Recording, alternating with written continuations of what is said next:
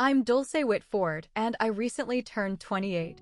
For the first 2 decades of my life, my own parents treated me like the slow child, all while my older sister, Miranda, was practically drowning in Ivy League diplomas and promises of inheriting the family fortune.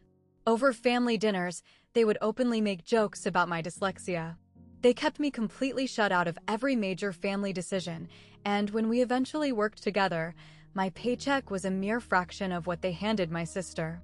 But everything changed on the day of Miranda's graduation party. There we were, standing in the Plaza Hotel surrounded by 350 wealthy guests, when a total stranger walked up to me and handed me a sealed envelope. Inside that envelope was the key to exposing every single lie my parents had ever spun about me. What my mother and father never realized was that my grandma Eleanor had been paying very close attention. She witnessed every cruel remark. She noticed every slight. And she left me a secret weapon that was destined to turn the entire $92 million Whitford real estate empire completely upside down. To understand my family, you have to understand that the Whitfords were the epitome of old money Manhattan. We were the sort of family that had our last name permanently engraved on the sides of hospital wings and fancy museum exhibits. My dad, Gerald Whitford, was the man running Whitford Properties. It was a massive commercial real estate conglomerate that my grandmother, Eleanor, built from absolute scratch starting in a tiny Brooklyn office back in 1965. By the time 2024 rolled around, the empire was worth an estimated $92 million. I was officially diagnosed with dyslexia when I was just 7 years old. Whenever I looked at a piece of paper, the letters would literally swim around the page, twisting and rearranging themselves. Reading a basic paragraph felt like trying to decipher a complex riddle, and it always took me 3 times as long to finish a book as anyone else in my class. But instead of rallying around me to provide the help I desperately needed, my parents reacted with thinly veiled shame. By the time I turned 12, they were happily emptying their wallets for Miranda to have private Juilliard violin instructors, immersive French tutors, and an SAT prep coach who had graduated from Princeton and charged a ridiculous $400 an hour. Yet, whenever I quietly brought up the idea of getting a reading specialist to help me, my mother, Priscilla, would just let out this heavy, theatrical sigh. "Dulce, we've already drained so much money on these experts," she'd tell me. "Eventually, we just have to face the fact that some kids simply aren't meant to be academic." I was only a 12-year-old girl. I completely bought into what she was saying. Since no one was going to help me, I figured out how to survive on my own. Audiobooks became my absolute lifeline. I created my own intricate system of studying, using visual notes, color-coded diagrams, and flowcharts. It allowed my brain to absorb and process complex information in a way that staring at black and white text never could. My only real solace came on Sunday afternoons.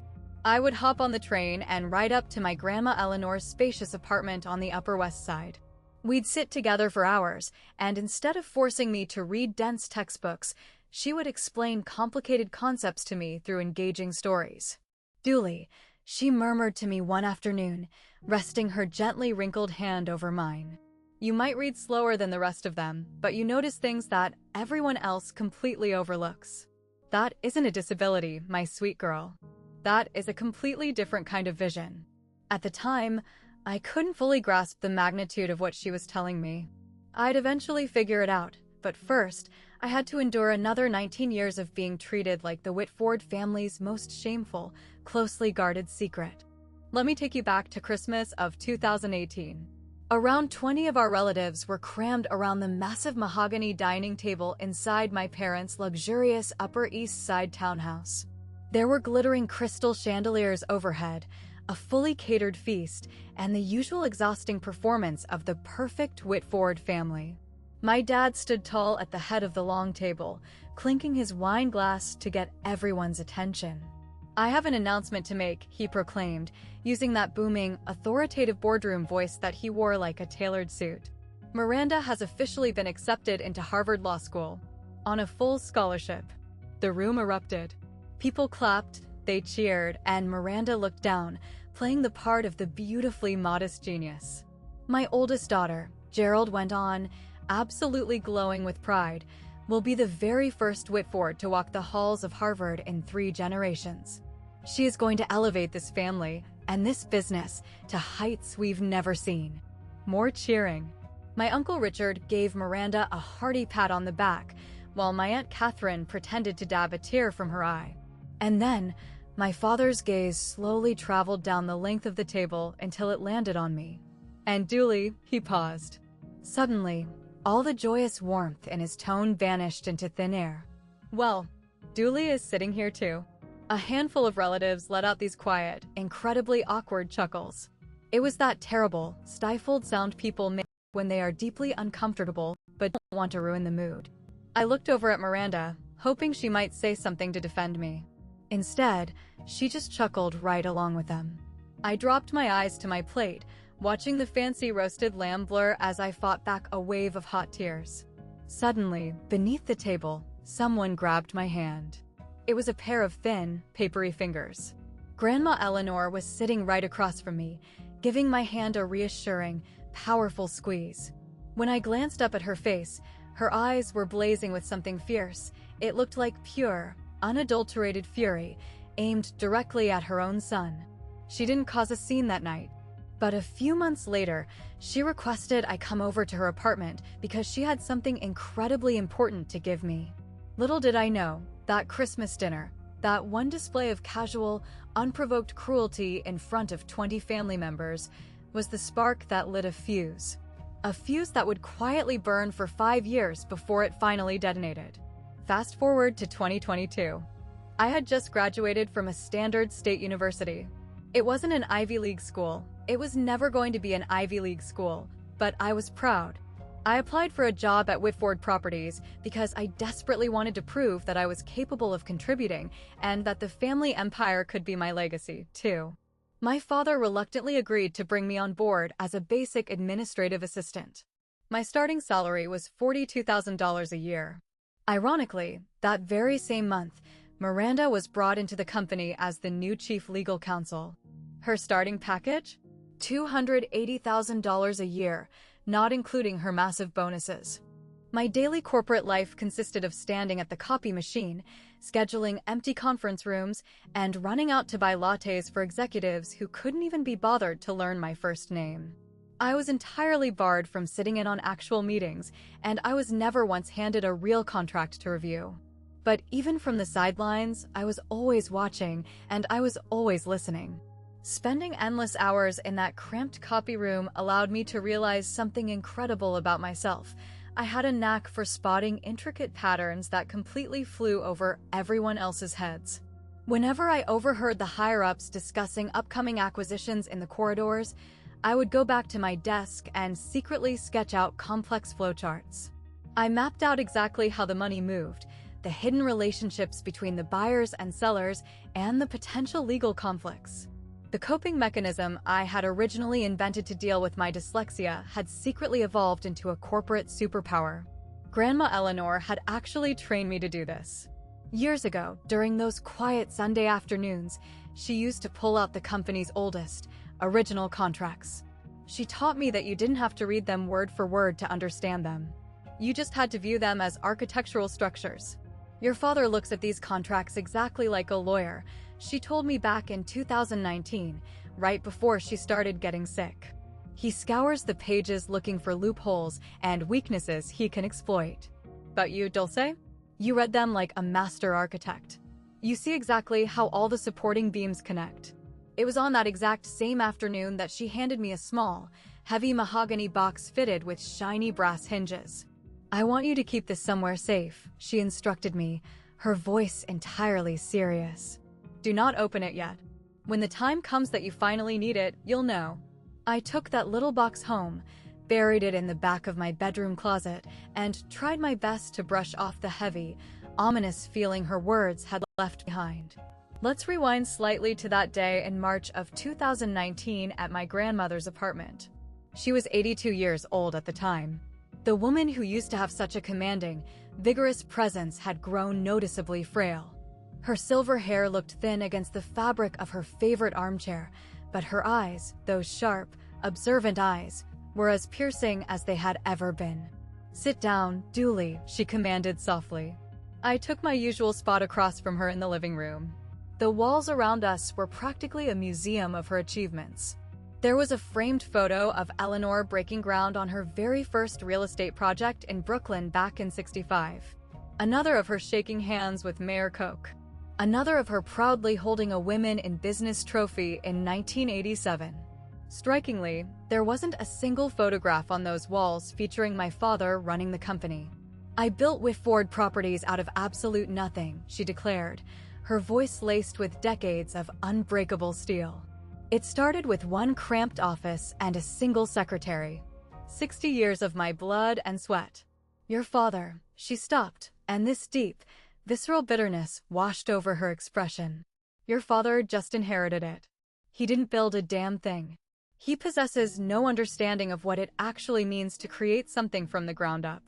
"Grandma," I tried to interject.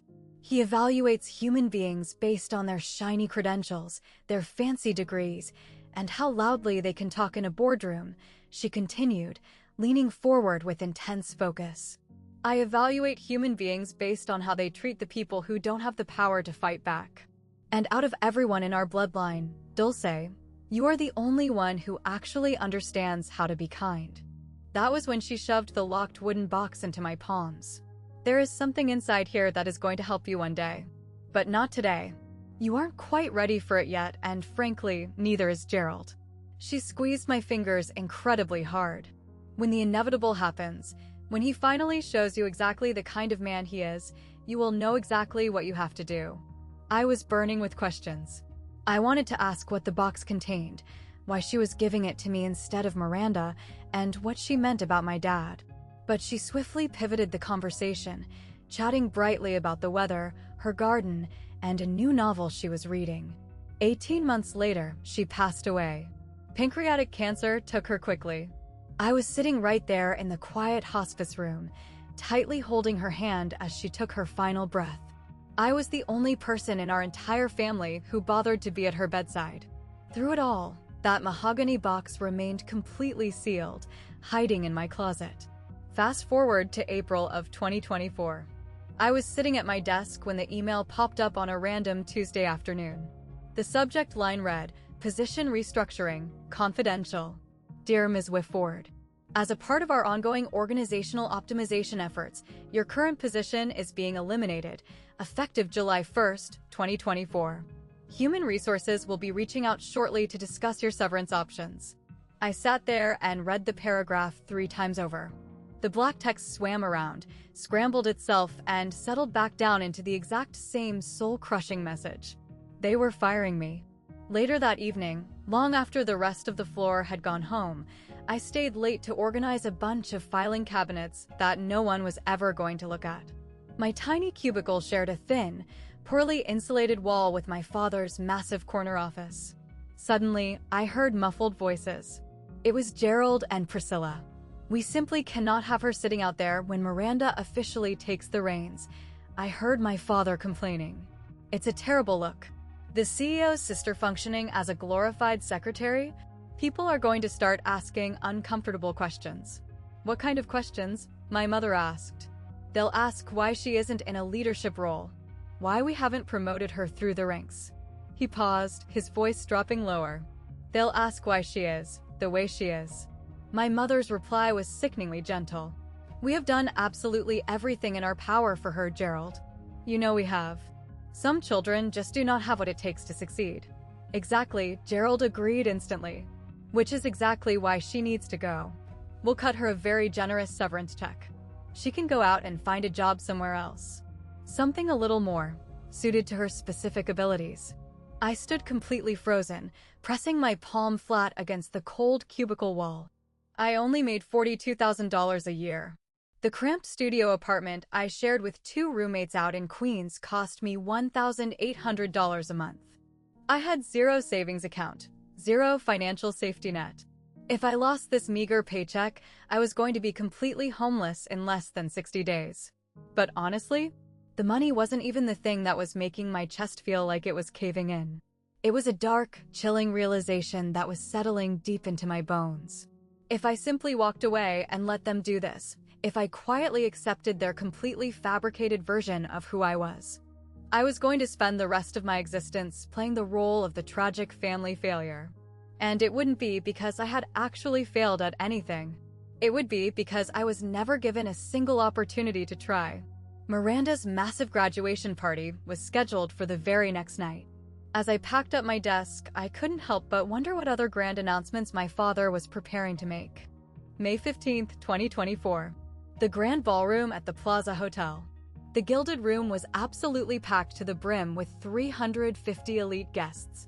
There were major business partners, billionaire investors, intimidating lawyers from white shoe firms, and an endless sea of distant relatives I barely recognized. The enormous crystal chandeliers threw rainbows of light across the expensive silk tablecloths, while a professional 12-piece orchestra played soft Gershwin tunes in the corner. This entire event was Gerald Whitford's personal kingdom. It was his grand stage to play the all-powerful patriarch and the wealthy mogul who had won at life. I hovered near the ballroom entrance, nervously pulling at the bottom of my dress. It was a plain, black dress I'd bought at Zara for $79, the absolute nicest thing my miserable salary could afford. Every other woman in the room was draped in glittering designer gowns, and the men wore custom-tailored tuxedos. My mother swooped in and intercepted me before I even had a chance to find my assigned seat. Dulce, Priscilla hissed, her eyes harshly raking up and down my body, taking in my cheap drugstore makeup and my slightly scuffed heels. Her lips formed a tight, disapproving line. "You really couldn't find anything nicer to wear to an event like this?" "This is what I have, Mom," I replied quietly. "Well," she sighed, pausing to casually adjust her diamond Cartier bracelet. "You are seated at table 27. It's all the way in the back, right next to the kitchen service entrance. Please, just try your hardest not to draw any unnecessary attention to yourself." "Of course," I mumbled. "And Dulce," she said, stepping in so close that the smell of her Chanel No. 5 perfume practically suffocated me. "Tonight is Miranda's special night. Whatever feelings you're having right now, whatever ridiculous resentment you believe you're entitled to, keep it locked inside. Do not embarrass this family." She spun on her heel and glided away before I could even open my mouth to respond. Table 27 was exactly where she promised it would be, shoved into the darkest corner of the ballroom, half blocked by a giant marble pillar. I was sitting with a few distant cousins I had spoken to maybe twice in my entire life. Peeking around the pillar, I could clearly see the main stage. There was a gigantic, towering portrait of Miranda wearing her Harvard robes and a massive banner that read, "Congratulations, Miranda Whitford, Harvard Law Class of 2024. Out of the corner of my eye, I noticed someone standing near the main entrance. It was a silver-haired man wearing a sharp gray suit. He wasn't holding a drink, he wasn't making small talk with the guests. He was just standing perfectly still, watching the room. Suddenly, his eyes locked directly onto mine from all the way across the ballroom. A strange, icy chill went sprinting down my spine. At exactly 8:30 p.m., the live orchestra faded out. The house lights dimmed down, and a bright spotlight clicked on, illuminating my father on the main stage. He was holding up a flute of expensive champagne. "Ladies and gentlemen," Gerald's voice boomed through the speakers. "Thank you all so much for gathering here tonight to celebrate a truly extraordinary young woman." The crowd started applauding before he even finished his sentence. "Miranda has just graduated in the top 5% of her entire class at Harvard Law. She has already completed an elite clerkship with Justice Reynolds. And just last month, she was placed on the partner track at Sullivan and Cromwell in record-breaking time." My father's chest puffed out, radiating pure ego. "But tonight, I am not merely celebrating her past achievements. I am standing up here to announce her future." Miranda elegantly glided up the stage stairs to join him, looking like a movie star in an emerald green Valentino gown. Effective immediately, Gerald declared into the microphone, "Miranda Whitford will officially inherit my entire estate upon my passing. This inheritance includes our primary family residence at 740 Park Avenue, which is currently appraised at $13 million. It includes a brand new Tesla Model S Plaid." He paused, letting the silence build for maximum dramatic effect. "And most importantly of all, She will inherit the position of Chief Executive Officer of Whitford Properties the moment I choose to retire. The entire ballroom absolutely exploded. People jumped to their feet for a standing ovation. Camera flashes went off like lightning bolts. Miranda delicately dabbed at her perfectly dry eyes, executing her routine of performative, humble grace flawlessly. There were 350 people screaming and celebrating, and not a single one of them bothered to look over at table 27. The distant cousin sitting next to me, a woman I hadn't seen since a funeral 8 years prior, leaned close to my ear. Dooley, right? So, what exactly does all of that mean for you? I opened my mouth, but my throat was entirely closed up. What was I supposed to say to her? That my father had just formally, publicly erased my existence from our family tree? That the heartless termination email sitting in my work inbox was only phase one of their plan? That every single terrifying fear I had ever harbored about being completely worthless had just been validated in front of the most important people in Manhattan? As the deafening applause finally started to quiet down, and Miranda wrapped her arms around our dad for the cameras, I noticed the silver-haired man from the doorway. He was walking directly toward my table. His steps were slow and highly deliberate, looking exactly like a man who had been patiently waiting years for this precise moment to arrive. He finally stopped right next to my chair. Up close, I realized he was a bit older than I had originally guessed, probably in his early 60s. He had deep-set, intelligent eyes and the rigidly perfect posture of someone who spent their entire life commanding courtrooms. "Ms. Whitford," he addressed me quietly. "That's me," I said, sitting up a little straighter in my cheap dress. "Can I help you with something?" "My name is Jonathan Ellis." He reached into the breast pocket of his suit and handed me a thick, cream-colored business card. It was elegantly embossed, Morrison and Blake, attorneys at law. "I was your grandmother's personal lawyer." "My grandmother?" The words physically knocked the wind out of me. "Eleanor passed away 3 years ago." "I am very well aware of that," he replied. He didn't sit down, and his professional demeanor didn't soften for a second. "Before she passed, she left something in my possession specifically for you. She gave me incredibly strict instructions regarding exactly when I was supposed to deliver it." He reached inside his tailored jacket and pulled out a thick cream envelope made of heavy stock paper. It was securely sealed shut with a blob of red wax, stamped with an official notary seal. "What is this?" I whispered. "Her will," Ellis replied, his voice dropping to a low murmur. "The real one. The one your father has absolutely no idea exists." I stared down at the heavy envelope resting in my trembling hands. The notary seal read, "Morrison and Blake. September 12th, 2019. That date hit me like a ton of bricks. It was exactly 5 months after that quiet Sunday afternoon in her apartment. 5 months after the day she handed me the locked mahogany box. "I don't understand," I stammered. "Your grandmother gave me very explicit, non-negotiable instructions," Ellis explained. "I was legally bound to hand-deliver this exact document to you on the specific day that your father publicly disinherited you." Ellis briefly looked over his shoulder toward the stage, where Gerald and Miranda were still soaking up the endless adoration. I believed that specific condition was just met. My fingers were shaking uncontrollably as I gripped the paper. "Mr. Ellis, what exactly is inside this?" For the very first time, a brief flash of genuine warmth broke through his rigid, lawyerly facade. "Miss Eleanor told me to give you a message. She said, give this to Dulce on the exact day Gerald shows her exactly who he is. By then, she'll be ready for it." He casually adjusted his silk tie. "I will be available when you inevitably have questions. You have my card." Without another word, he turned around and vanished into the bustling sea of tuxedos and gowns. I suddenly felt like there was no oxygen left in the ballroom.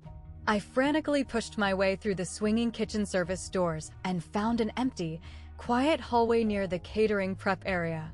The harsh fluorescent lights buzzed aggressively above my head, and the loud cheers from the ballroom were reduced to a muffled, distant echo. My fingers fumbled as I cracked the red wax seal. Inside, I found 3 dense pages of complex legal text, complete with a notarized signature. The date was right there at the top, September 12th, 2019. I forced myself to read slowly and meticulously. As usual, the letters tried to swim around, but I stubbornly forced my brain to lock them into focus. I, Eleanor Margaret Whitford, being of sound mind and body, do hereby revoke all previous testamentary documents and declare this to be my true last will and testament. My eyes frantically scanned the page until they slammed into a paragraph right in the middle of page 2.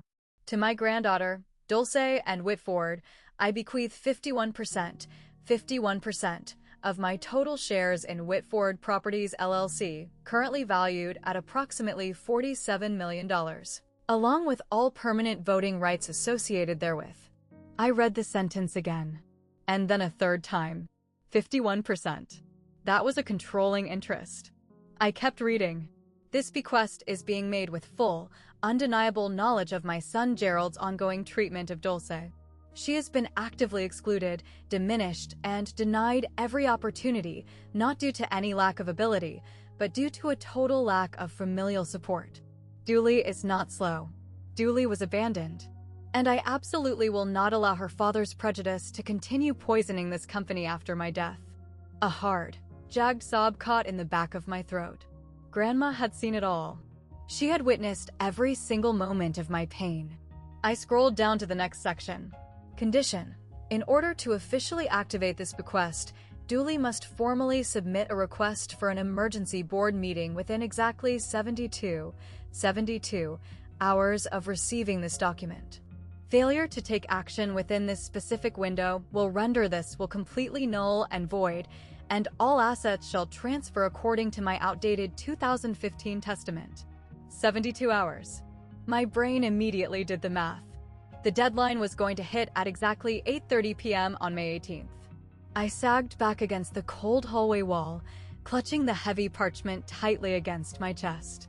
My grandmother hadn't just left me money, she had handed me a loaded weapon. Now, I had to figure out if I actually had the courage to pull the trigger. When I finally emerged from the hallway, Jonathan Ellis was standing quietly by the coat check desk. "You read it," he noted simply. "The 72-hour activation clause," I said, my voice cracking slightly. "Why on earth would she put a ticking clock on this?" "Because your grandmother deeply understood exactly who you are, Ms. Whitford." He reached into his pocket and handed me a second business card, this one featuring a handwritten personal cell phone number on the back. "She knew that if she gave you an unlimited amount of time, you would eventually overthink it and convince yourself not to fight back. This deadline isn't meant to be a punishment. It is permission. It's permission to finally stop waiting around for your toxic family to change their minds about you and to step up and claim what is rightfully yours." He pulled back his sleeve to check his silver watch. "The absolute deadline is 8:30 p.m. on May 18th. You have exactly 3 days. If you decide you want to proceed, you will need to draft and submit a formal legal request for an emergency board meeting. I am fully prepared to help you draft it." I glanced back through the open ballroom doors. I could see my father still standing up on the main stage, happily posing for professional photos with Miranda. My mother was floating around the room, smugly accepting congratulations from guests as if she had personally gone to Harvard and earned the degree herself. I knew the stakes. If I actually went through with this and invoked Eleanor's will, I was going to nuke whatever fragile, pathetic relationships I had left in this family. My parents would despise me forever. Miranda would view it as an act of ultimate betrayal. But if I chose to stay silent and let the clock run out, I was actively accepting their verdict. I would permanently become the exact thing they always claimed I was, the pathetic failure. The slow girl. The daughter who simply didn't matter. Ms. Whitford. Ellis's sharp voice pulled me out of my spiraling thoughts. "Your grandmother deeply believed in you. She spent the entire last 3 years of her life setting up the chessboard for this exact moment. The only question left is, do you finally believe in yourself?" I looked down at the crisp legal document in my hands. I stared at the elegant, looping signature of the brilliant woman who used to hold my hand under tables and teach me how to read contracts like blueprints. "I'll call you first thing tomorrow," I told him, finding a sudden strength in my voice. "We are going to request that board meeting." Ellis allowed a tiny, knowing smile to touch his lips. "She always said you would." I'm going to pause the story right here for just a second. If you have ever been severely underestimated by the exact people who were supposed to be in your corner, or if you know exactly how it feels to be completely dismissed, I want you to scroll down right now and comment the word enough below. Let me know I am not the only one who has felt this way. And if you want to find out exactly what went down when I finally kicked the boardroom doors open, don't go anywhere, because the real chaos is just getting started. Now, let's get back to the story. Later that night, sitting alone in my cramped Queens apartment, I finally pulled out the mahogany box. My 2 roommates were fast asleep. The only illumination in my room was the orange glow from the street lamp outside, casting striped shadows across my bedsheets. I sat completely cross-legged, resting the heavy box in my lap. The old brass hinges let out a sharp creak as I pushed the lid open. Inside, I found 3 items: a handwritten letter written on Eleanor's personal gold embossed stationery, a deeply faded, yellowed document stamped with a date from 1965, and a sleek, modern USB flash drive that had clearly been tossed in much more recently. I eagerly grabbed the letter first. My dearest Dulce, if you are reading this letter right now, it means Jonathan Ellis has successfully done his job, and your father has done exactly the cruel thing I always feared he would. I am so terribly sorry that I couldn't properly protect you while I was still breathing, but I promise I can protect you now. That faded document you see is the original, foundational partnership agreement from 1965, back when I first launched Whitford Properties with 2 old colleagues who have long since passed away. Your father has never laid eyes on this paperwork. It legally establishes that the original founders' shares carry permanent, unalterable voting rights that can never be diluted or transferred without a full board approval. As for the USB drive, it contains something else entirely. Something your father desperately prayed I had forgotten about. Back in 2018, Gerald brought a formal resolution to the board attempting to reduce my personal voting rights from 51% down to a measly 10%. His official, stated reasoning was that I was simply too old to comprehend modern business strategies. The actual truth was that he was power-hungry, he wanted total control, and I was standing in his way. The board ended up rejecting his insulting proposal by a margin of only 2 votes. My vote was one of those 2. I never once forgot what he tried to do to me. And I never, ever forgave him for the horrendous way he treated you just to justify his narrative, as though treating my granddaughter like a burden somehow proved I was an unfit leader. Use this evidence wisely, Dulce. Do not use it for petty revenge. Use it for justice. All my love forever, Grandma Eleanor. I quickly grabbed my laptop and plugged the USB drive into the port. A single audio file popped up on the screen. It was labeled Board Meeting Minutes, March 2018.pdf. It was undeniable, time-stamped, audio proof of my own father trying to ruthlessly strip his elderly mother of her life's work. The next morning, May 16th, at exactly 9:01 a.m., I dialed a number. Margaret Coleman picked up on the second ring. "Duly Whitford," she stated. Her voice had that distinct, gravelly rasp of a woman who had spent decades smoking cigarettes and laughing at men in suits. "I've been sitting here wondering when my phone was going to ring. You know who I am?" I asked, surprised. "Sweetheart, your grandmother and I literally built half the buildings in Brooklyn together back in the 70s. She talked about you nonstop." She paused for a breath. She also told me all about her secret 3 years ago, right before she passed away.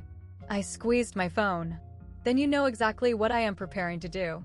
"I know what you are considering doing," Margaret corrected me, her tone suddenly shifting into a razor-sharp, strictly business mode. "There is a massive difference. You want to submit a request for an emergency board meeting. According to our bylaws, that requires 3 active board members to sign your petition. I am willing to be one. You still need 2 more. Can you help me find the other 2? I pleaded. "I can do a lot better than that," Margaret scoffed. I could hear her actively shuffling papers on her desk. "Your father, Gerald, isn't nearly as beloved in this company as his massive ego tells him he is. His management style is, let's politely call it, autocratic. There are at least 4 current board members who have been privately expressing deep concerns about his leadership. They've just been terrified to be the first one to take a swing." A sudden, fierce spark of hope ignited in my chest. Who are they? Richard Holloway and Susan Parker, Margaret rattled off confidently. They have both been on the nasty receiving end of Gerald's explosive temper during closed-door sessions. I am going to make some phone calls. She paused, her voice softening slightly. Dooley, you need to mentally prepare yourself. This is not going to be a clean fight. Your father is going to go to war. Your sister is going to go to war. They are going to say incredibly terrible things about you. Margaret, I replied firmly. They have been saying terrible things about me for 28 years. The only difference is, this time, I actually get to respond.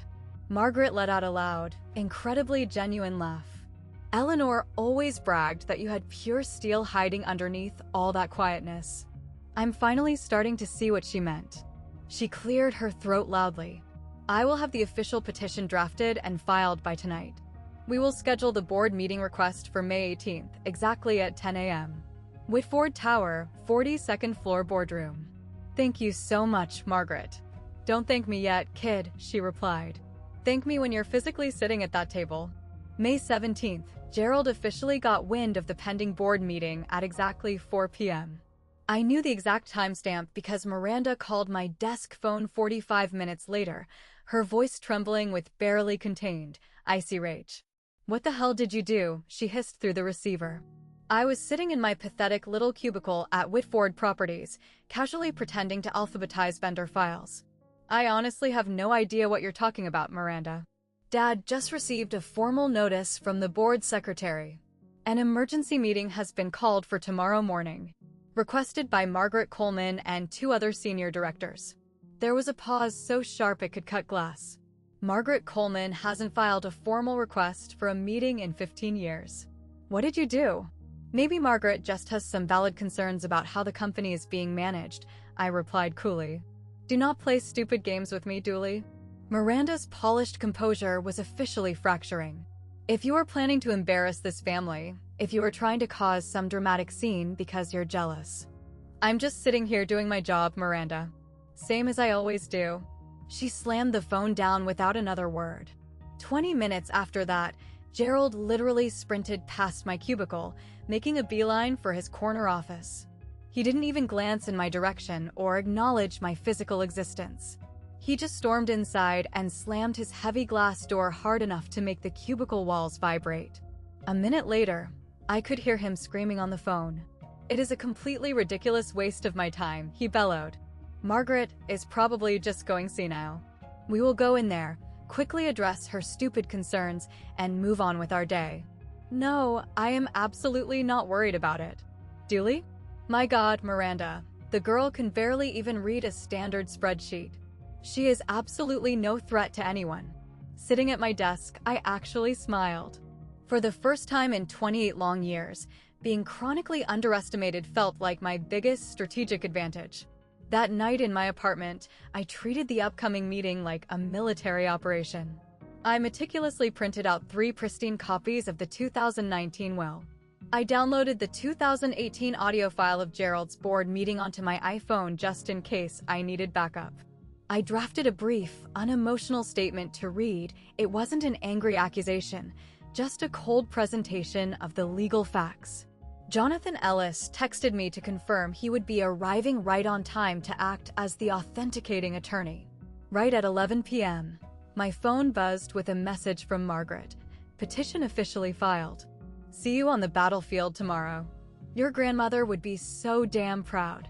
I barely slept a wink that night, but for the first time in my entire life, it wasn't anxiety keeping my eyes open. It was pure anticipation. May 18th, 2024. 9:45 a.m. I stepped into the polished elevator of Whitford Tower and rode it all the way up to the 42nd floor.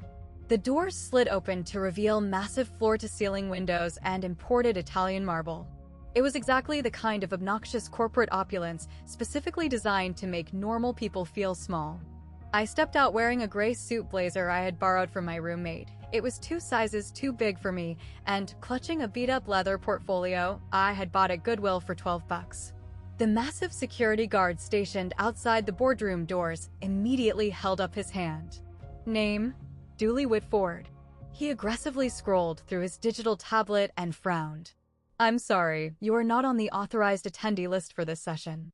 I am an active employee of Whitford Properties, and I have urgent business with the board of directors, I stated firmly. Ma'am, this is a highly restricted, executive-level meeting. I literally cannot let you inside. Is there a problem out here? I turned around.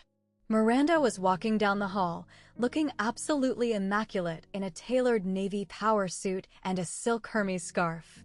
It was the uniform of someone who was born to rule boardrooms. Dooley? Her fake smile didn't even come close to reaching her eyes. What on earth are you doing up here? I have some vital information that I need to present to the board, I told her. Information? Miranda let out a sharp, theatrical laugh.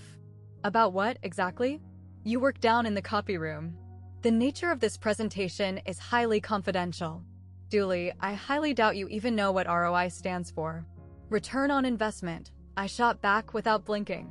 It really isn't that complicated, Miranda. Her fake smile aggressively flickered. Before she could conjure up a comeback, our father marched around the corner, flanked by two of his senior executives. What is going on out here?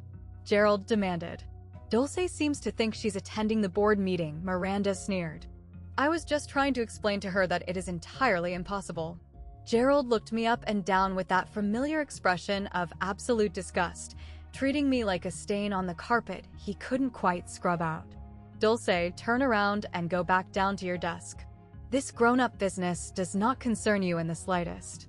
Actually, a loud voice called out from inside the boardroom doors. It does. Margaret Coleman stepped into the doorway. She was 72 years old, rocking her silver hair and carrying the quiet, terrifying authority of a woman who had been successfully building real estate empires when Gerald was still wearing diapers. I personally invited her here, Margaret declared. She has legal standing to address this board today. Margaret, be reasonable, Gerald started.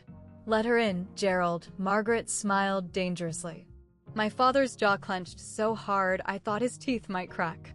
For a split second, he looked like he was genuinely considering physically blocking the double doors with his body. But Margaret Coleman had been holding her board seat for 32 years. Her intrinsic power inside that room heavily outweighed his title. Fine, my father's fat, his voice pure ice. Let her speak. We'll just see how long it takes before she completely embarrasses herself. I walked inside.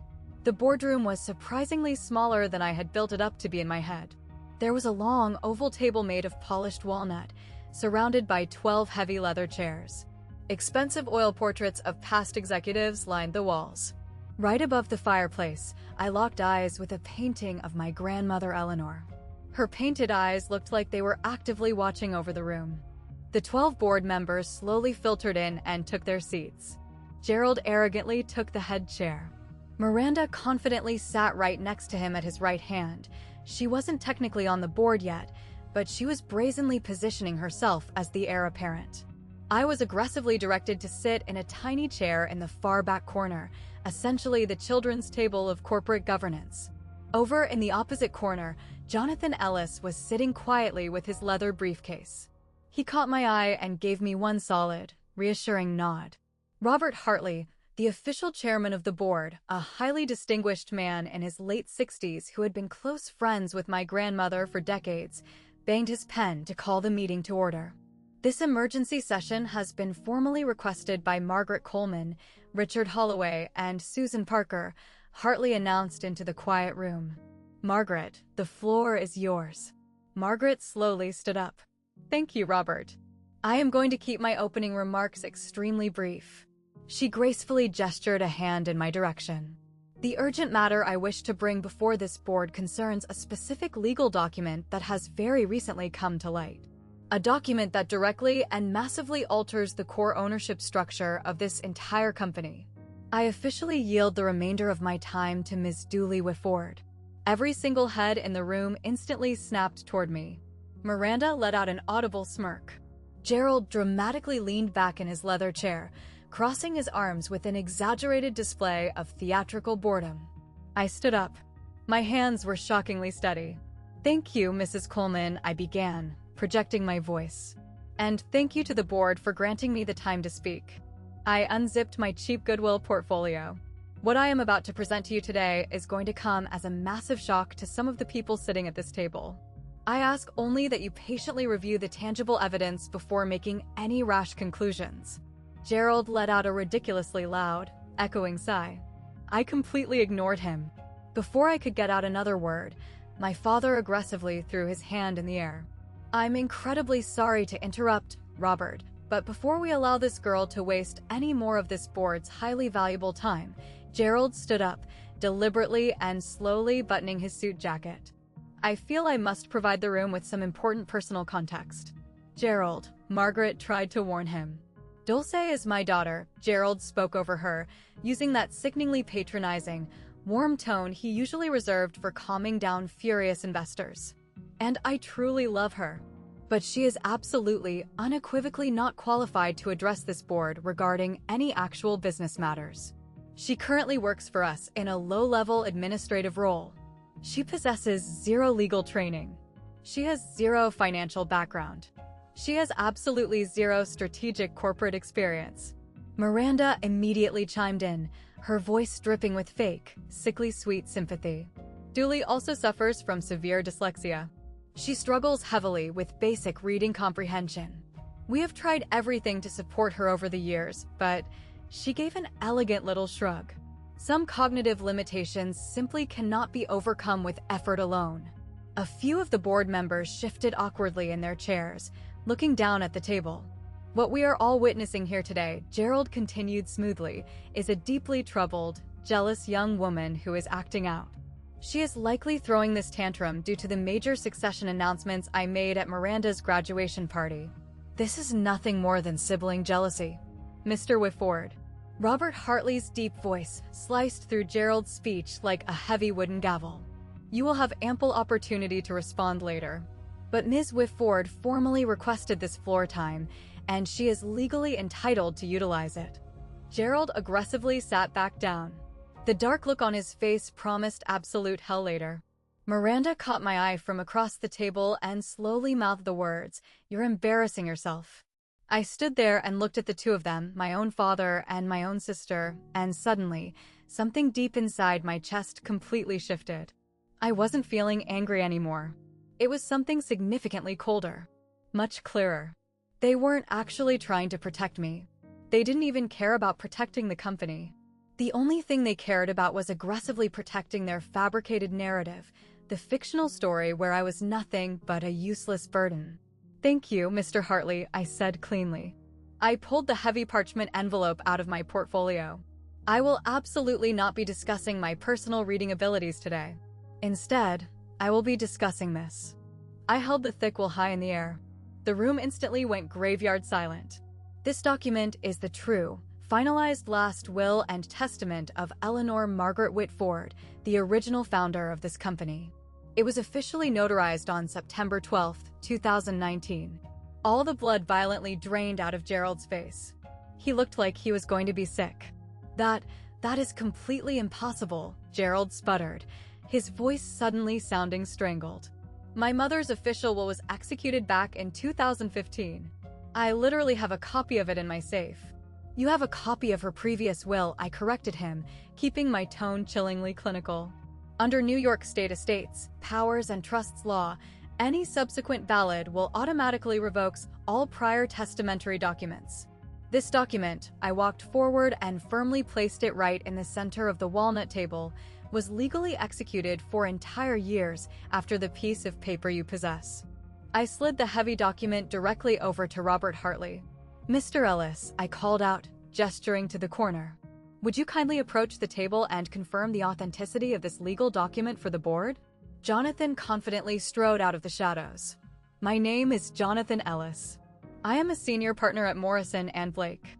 I served as Eleanor Whitford's private personal attorney from 2008 until her tragic passing in 2021. I can firmly confirm that this exact will was legally executed in my direct physical presence on September 12, 2019. It was fully witnessed by 2 independent legal notaries, and the physical original document is currently being held in escrow at Chase Private Client. Robert Hartley put on his glasses and meticulously studied the pages. His thick eyebrows shot toward the ceiling. This will, It officially bequeaths 51% of Whitford Properties voting shares directly to. He slowly looked up and stared at me. To you, Ms. Whitford. Loud, chaotic murmurs immediately ripped around the table. That has to be a forgery. Miranda practically screamed, but her perfectly curated voice was shaking with panic. It most certainly is not, Jonathan fired back instantly. And I would strongly advise you against casually tossing around accusations of federal fraud without any actual evidence, Ms. Whitford. My firm's reputation speaks for itself. Gerald violently slammed his open palm down on the walnut table. This is an absolute, ridiculous absurdity. My mother was severely ill at that time. She was clearly being manipulated by someone. Manipulated? I asked, reaching into my pocket and pulling out my phone. Well, perhaps you'd like to explain this to the room then. I hit the play button on the 2018 audio file. My father's unmistakable, booming voice instantly filled the quiet boardroom. Eleanor is 81 years old. She absolutely does not understand modern business operations anymore. I formally moved to reduce her permanent voting rights down to 10%. I paused the recording.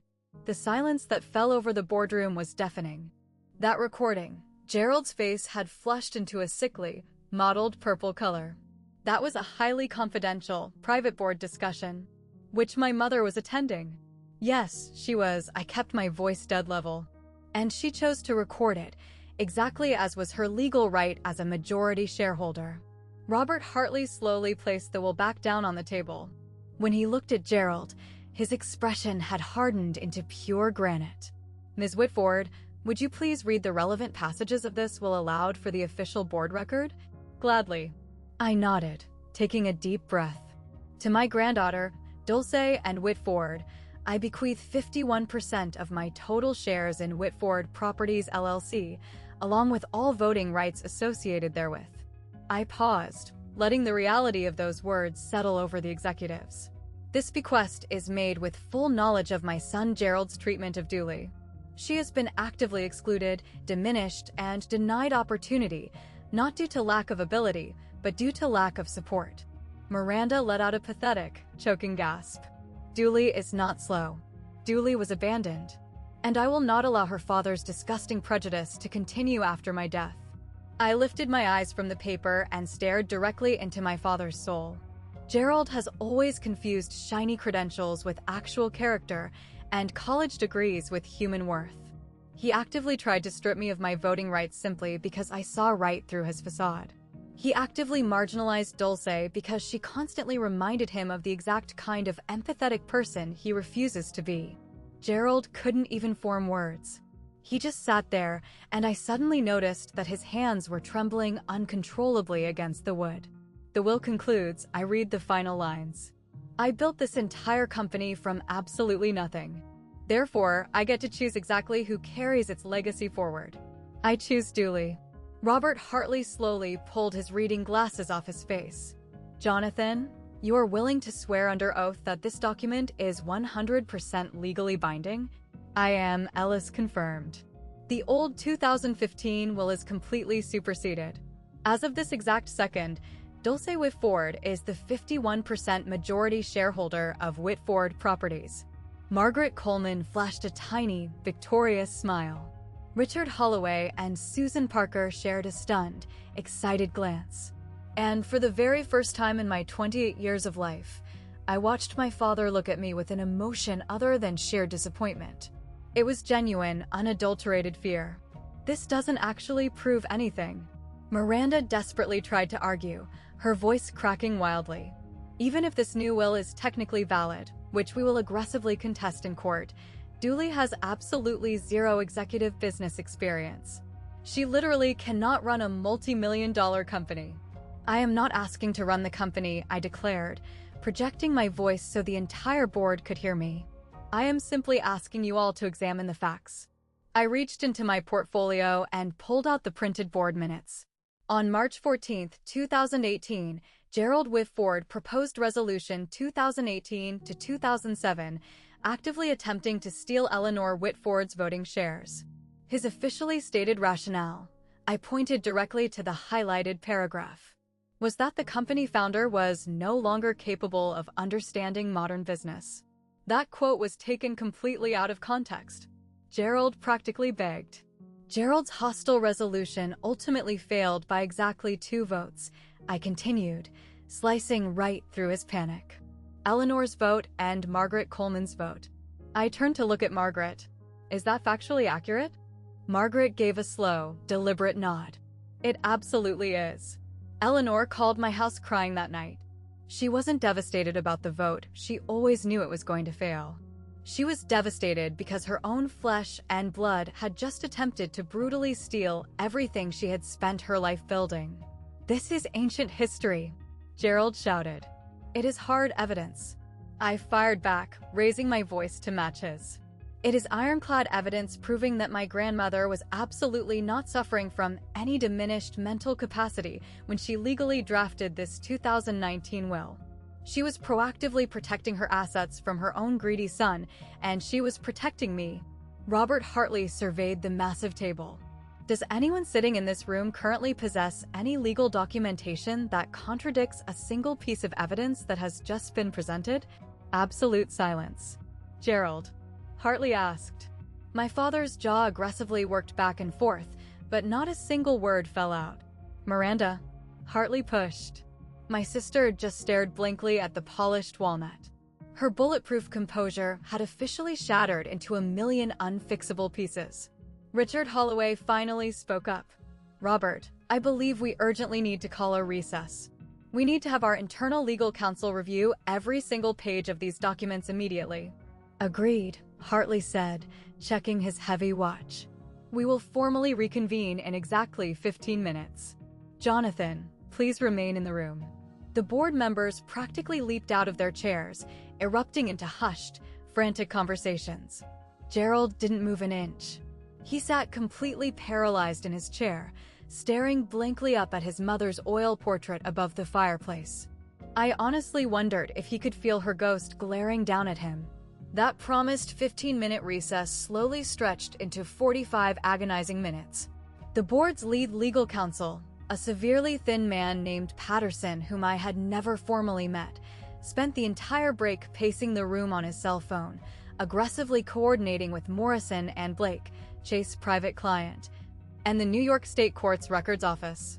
I sat entirely alone at the far end of the table. Jonathan Ellis quietly brought me a glass of ice water. Margaret Coleman affectionately patted my shoulder every time she walked past. Over in the corner, Gerald and Miranda were huddled together, engaging in a furious, whispered argument that kept escalating.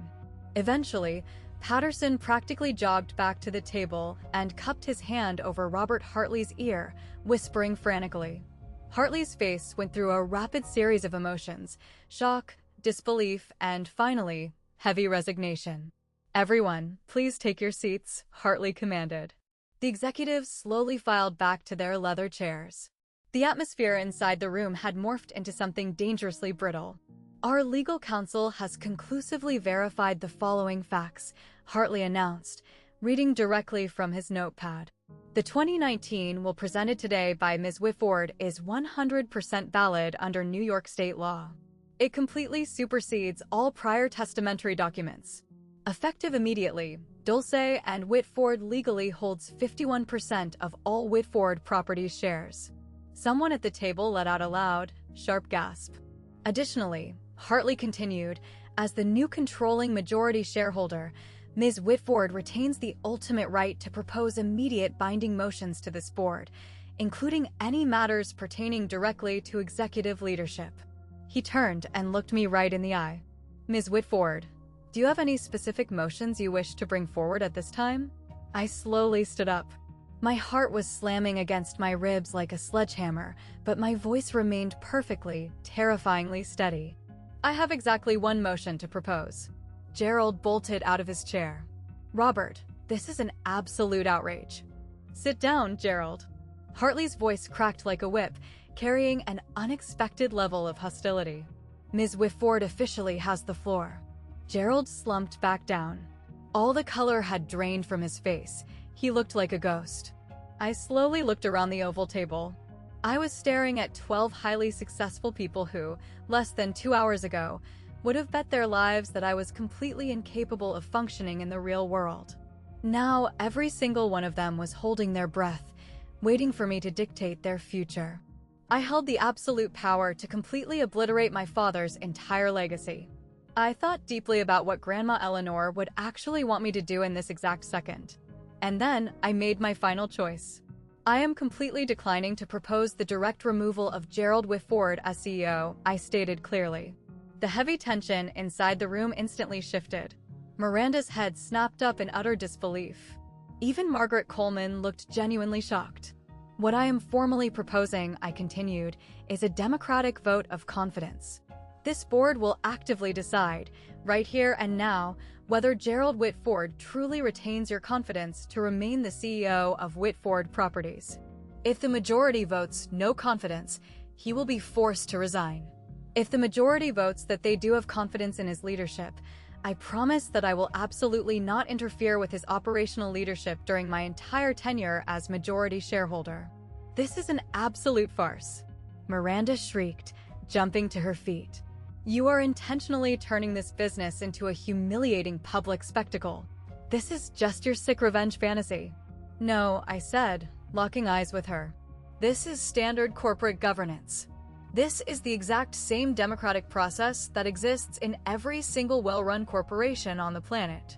It's the exact same process that Grandma Eleanor specifically wrote into our bylaws 40 years ago. I paused, letting the silence hang. If Dad actually has the full support and confidence of his board, he has absolutely nothing to be terrified of. Robert Hartley stared at me intensely for a very long moment. A distinct flicker of genuine, hard-earned respect flashed across his face. Is there an official second for this motion? Seconded, Margaret Coleman barked instantly. Then we will proceed with the vote, Hartley declared. All those officially expressing full confidence in Gerald Whitford to remain as CEO, please raise your hands. Exactly 4 hands went up. It was Gerald's closest cronies, the spineless executives who only had their lucrative board seats because Gerald had personally hooked them up. All those actively expressing no confidence in his leadership. 7 hands shot straight into the air.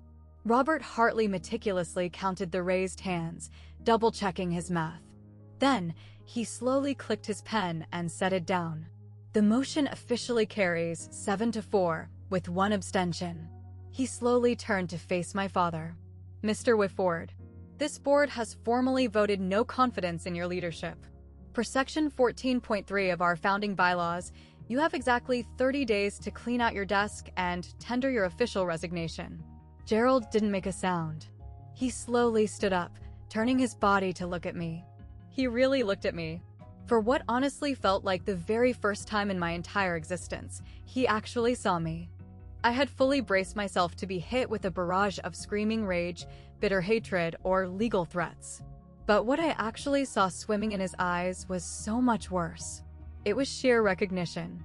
It was the crushing, horrifying realization that he had underestimated me so profoundly that it had literally cost him his empire.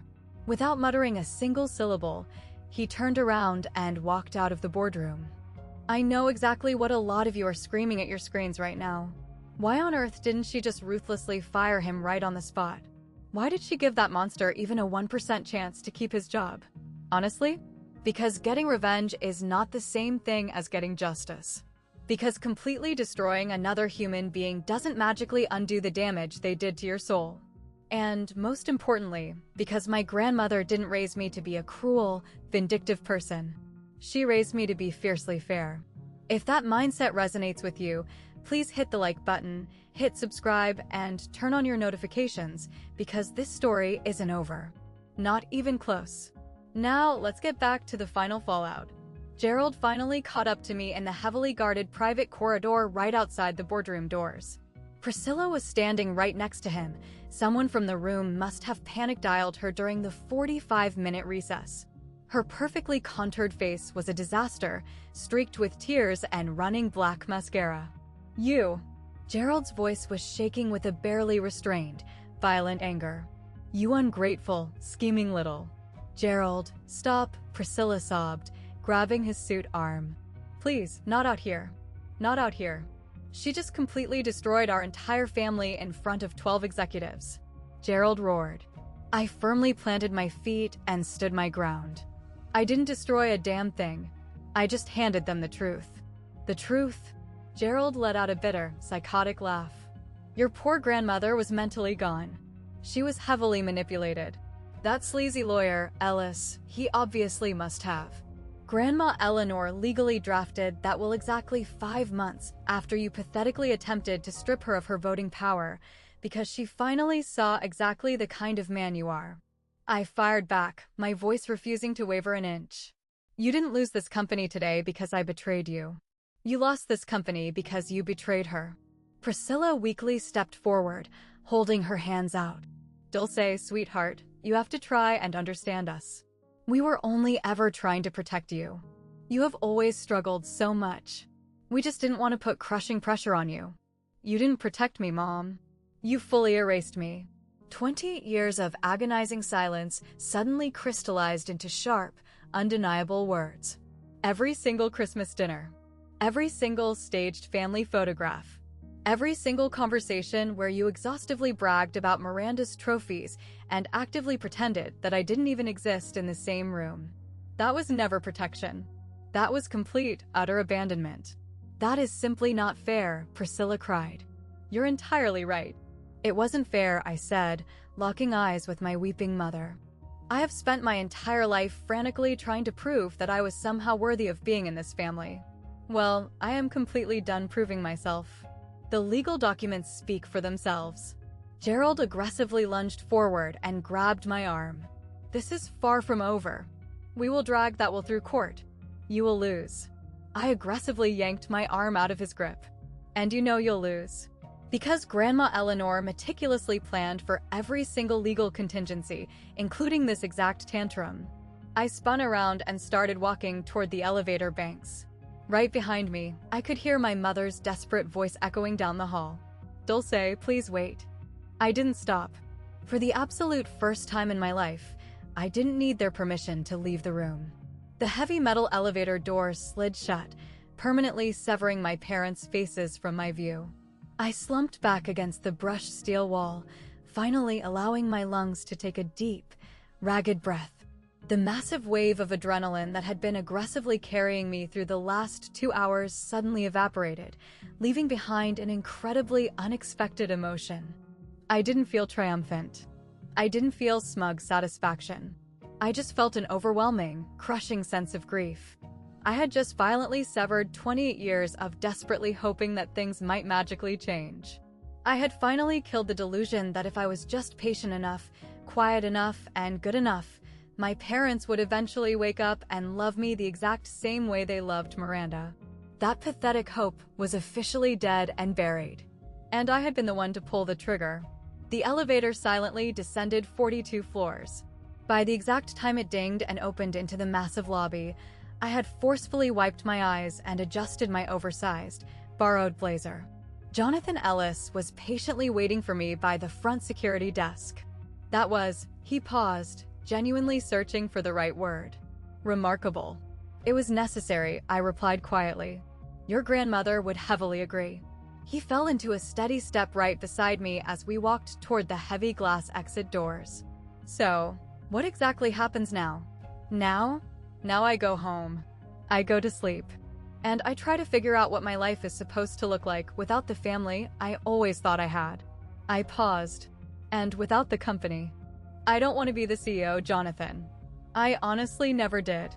We stopped right in front of the revolving doors.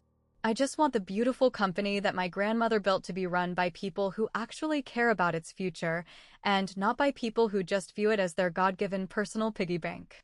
Ellis gave me a slow, respectful nod. The board of directors will undoubtedly want to schedule a meeting with you. They'll need to discuss the executive transition plans and figure out your official role going forward. I know they will, I sighed. But not today. I pushed my way through the heavy revolving doors and felt the brilliant Manhattan sunlight hit my face. Today, I just needed to be Dulce Whitford. I didn't want to be a majority shareholder. I didn't want to be a victim. I didn't want to be a corporate symbol. And tomorrow? I looked back over my shoulder at Whitford Tower, staring up at 42 stories of gleaming glass and steel that bore my last name. Tomorrow, I was going to start building something entirely new. May 19th, 2024. Gerald Whitford officially signed his formal resignation letter at exactly 4 p.m. I wasn't in the building to witness it. I only found out because I received an email from Robert Hartley. Ms. Whitford, your father has officially tendered his resignation, effective June 15, 2024. The board has formally appointed me to act as the interim CEO while we aggressively conduct a nationwide search for permanent leadership. Additionally, the board has unanimously voted to offer you a highly formalized position, strategic advisor to the board. This role would grant you immense power to participate in major corporate decisions while giving you the space to determine your long-term relationship with the company. Please let me know your thoughts. Regards, Robert Hartley. I sat there and read the email 3 times. A force of habit. And then, I forwarded it directly to Jonathan Ellis for a legal review. His response popped up less than an hour later. It's a very fair offer. There are absolutely no hidden legal strings. Congratulations, Dulce. Later that exact evening, a massive all-staff email was blasted out to the entire Whitford Properties team. It simply stated that effective June 15th, Gerald was stepping down, Robert Hartley was stepping up, and the company excitedly welcomed Dulce Whitford as a strategic advisor in her new capacity as the majority shareholder. They offered a completely generic, "Hello, thank you" for Gerald's years of service. My cell phone immediately started vibrating off the desk. Coworkers I had quietly sat next to for 2 straight years, people who had literally never bothered to learn my first name, were suddenly blowing up my phone, desperately wanting to grab expensive coffees, reconnect, and catch up. I completely ignored almost all of them. But one single message stood out in the noise. It was from Patricia Morales, a veteran executive assistant who had been with the company since 1987 and had worked directly under my grandmother. Julie. Eleanor used to sit at my desk and talk about you constantly. She always told me that you had a gift for seeing things that everyone else completely missed. I never fully understood what she meant until I heard what happened today. Welcome to the boardroom, kid. She would be so incredibly proud of you. I permanently saved that text message. Sometimes, the validation you crave doesn't actually come from your blood relatives. And sometimes, that's honestly better. Exactly 1 week later, the entire dramatic story leaked to the press. The New York Business Journal ran a massive headline: Whitford Properties Shakeup, Founder's Granddaughter Takes Sudden Control After Secret Will Surfaces. Because of strict corporate privacy laws, the article didn't actually print my name directly. But absolutely anyone who ran in Manhattan real estate circles knew exactly who the article was talking about. The piece noted that insider sources described the transition as long overdue and cited massive internal concerns over the former CEO's toxic management style. The social fallout was completely devastating for my parents. Gerald and Priscilla immediately canceled their highly anticipated appearance at the elite Metropolitan Museum Gala, citing unexpected health reasons. Meanwhile, 3 major billionaire investment partners requested urgent meetings with me. Not with my ousted father. Not with the board. With me. After sitting down for an hour with each of them, 2 of them confidently confirmed they would be keeping their massive investments at Whitford Properties. We have harbored deep concerns about Gerald's erratic leadership for years. One of the investors openly admitted to me over lunch. Your grandmother built an incredibly special empire. It is genuinely good to see her original vision being protected. The embarrassment for my parents only multiplied. Wealthy friends suddenly remembered scheduling conflicts and bailed on their dinners. Exclusive invitations to Upper East Side charity galas completely dried up. The Whitford last name, which had previously served as a golden key to every VIP door in Manhattan, now carried a massive, scandalous asterisk. I honestly didn't throw a party to celebrate their public humiliation, but I definitely didn't shed a tear over it either. Margaret Coleman called me up on a quiet Saturday morning. "So, how are you holding up with all the chaos?" "I honestly don't know yet," I sighed. "Check back in with me in 6 months." "Fair enough," she chuckled. She paused for a moment. You know, Eleanor would have handled that boardroom showdown the exact same way you did, calling for the vote of confidence instead of just instantly terminating him, actively giving him a fair chance that he absolutely did not deserve. She laughed softly into the phone.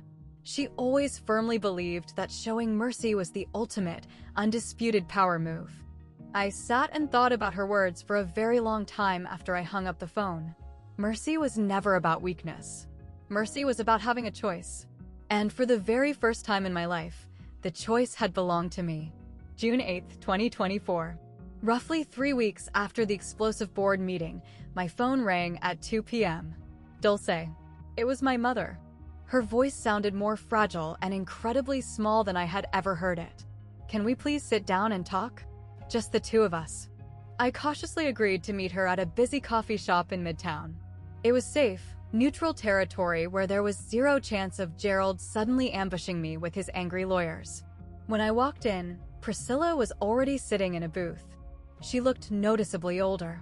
All the expensive, careful makeup in the world couldn't hide the deep, bone-weary exhaustion carved into her face. "Thank you so much for agreeing to come," she whispered, wrapping her trembling hands around a paper cup she hadn't taken a single sip from. "I know I absolutely don't deserve your time. What exactly do you want, Mom?" I asked bluntly. "To apologize." The word physically cracked in her throat. "For everything. For the horrible way we treated you. For the vicious things we said to you. And for all the loving things we refused to say." "Are you genuinely apologizing because you're actually sorry about what you did?" I asked, staring her down. "Or are you just apologizing because the power dynamic changed?" She flinched violently. The brutal question hung in the air between us like thick, choking smoke. "Both," she finally admitted, breaking down. "I am so deeply ashamed to admit it, but it's both." Her eyes completely welled up with heavy tears. I became so obsessively focused on Miranda's perfection, on maintaining our flawless social appearances. I constantly lied to myself, saying we were just protecting you from corporate expectations you couldn't possibly meet. But it was just a lie. I told myself that lie every day so I wouldn't have to feel the crushing guilt. You sat there and let Dad call me worthless in front of our extended family. In front of our business partners. You never once stood up and defended me. Not a single time.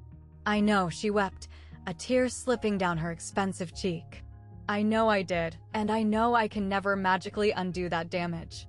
But Dooley, I just don't want to lose my daughter entirely. I don't even know if having a relationship is remotely possible anymore, but I had to sit here and try. I looked across the table at the woman who had technically been my mother for 28 years. The woman who had lovingly braided my hair when I was little, but casually forgot my birthday as an adult. I cannot just sit here and pretend the last 20 years of trauma didn't happen, I said slowly, measuring every word. But I am willing to try building something entirely new. Something completely honest. She just nodded her head, physically unable to speak through her tears. It absolutely wasn't complete forgiveness, but it was a tiny start. August 2024. 2 months later, I got a random call from Miranda while I was taking a walk through Central Park.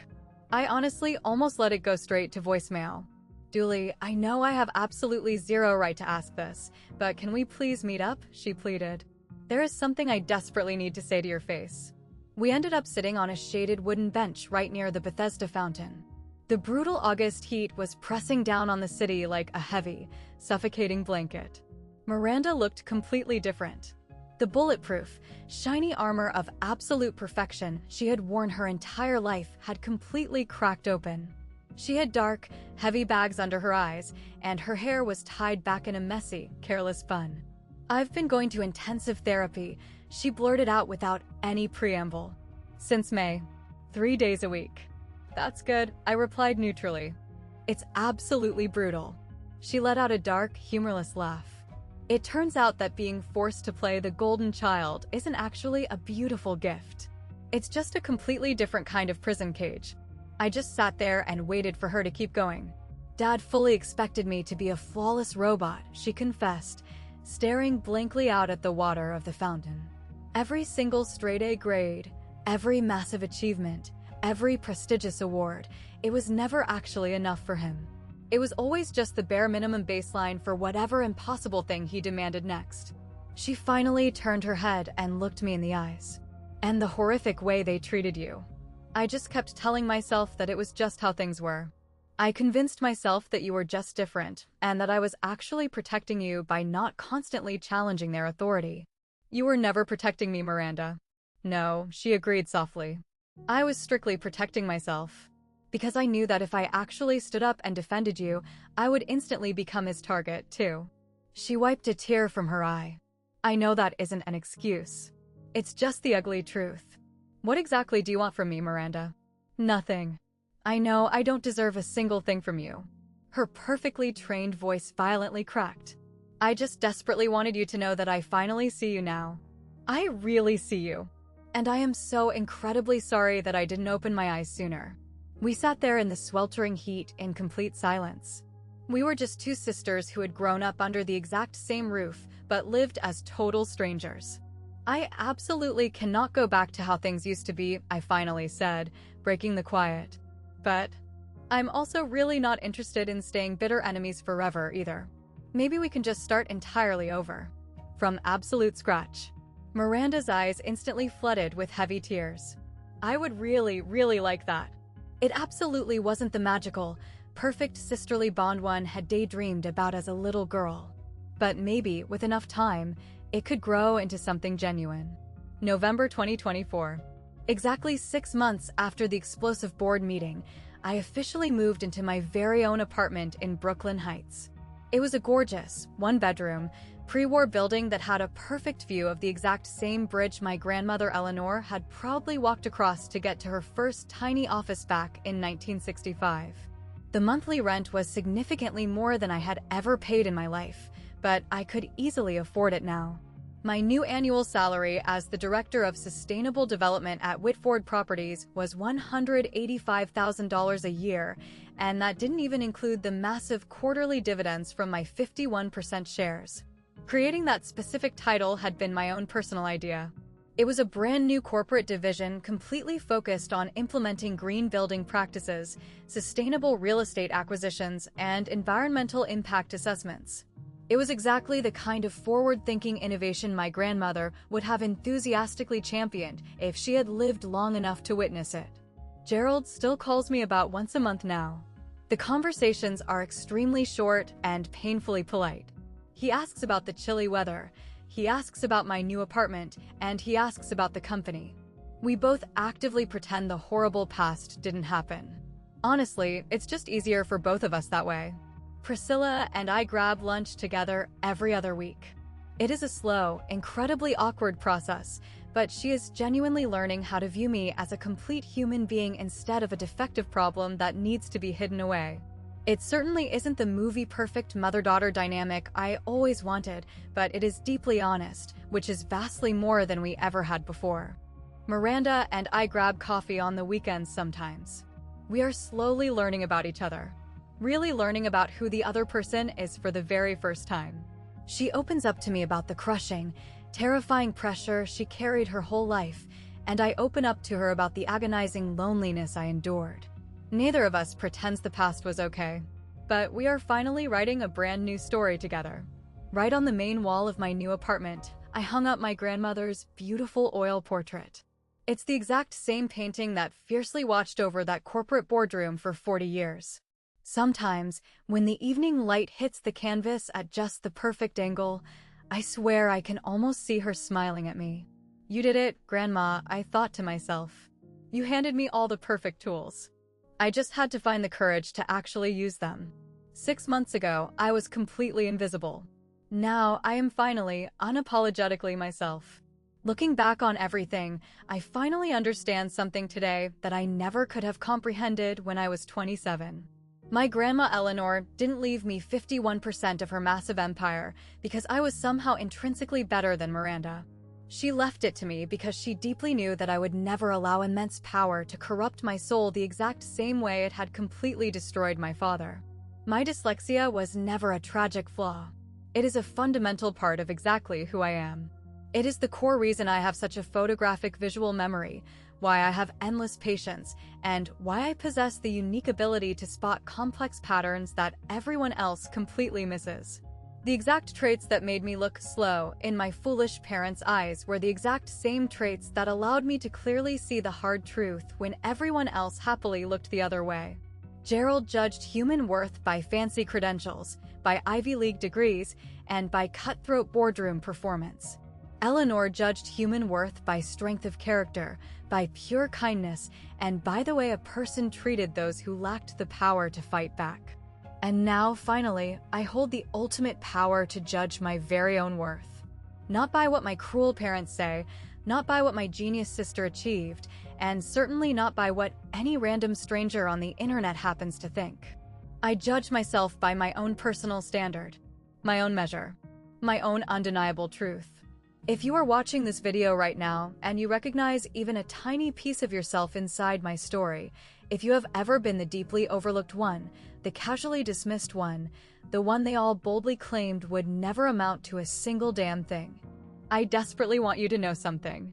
You absolutely do not need a multi-million-dollar secret inheritance to prove your immense value to the world.